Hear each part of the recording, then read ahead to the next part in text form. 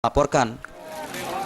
Meski arus lalu lintas di Sleman sudah mulai lancar usai libur panjang Natal, Dinas Perhubungan Komunikasi dan Informatika Sleman memperkirakan mulai Kamis besok hingga tanggal 3 Januari 2016 mendatang, arus lalu lintas di Sleman akan kembali padat.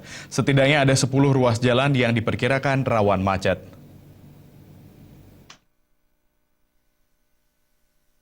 Seperti inilah arus lalu lintas di berbagai ruas jalan di Sleman pada siang hari.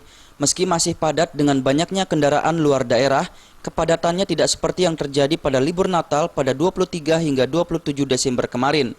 Namun demikian, Kepala Dinas Perhubungan Komunikasi dan Informatika, Hubkominfo Sleman Agus Susilo Endiarto, memperkirakan mulai tanggal 31 Desember hingga 3 Januari 2016 mendatang, arus lalu lintas di berbagai ruas jalan di Sleman akan kembali padat.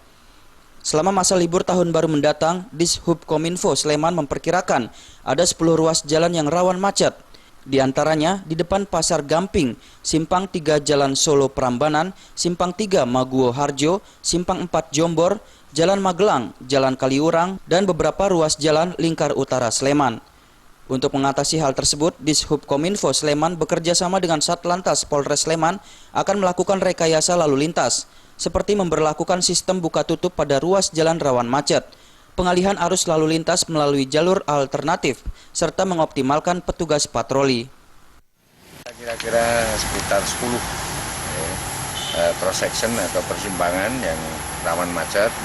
Di antaranya sudah kita coba untuk ada beberapa antara lain misalnya sekitar flyover Jombor, kemudian ke timur perempatan Monjali, kemudian Kentungan, Gunung Catur dan sebagainya.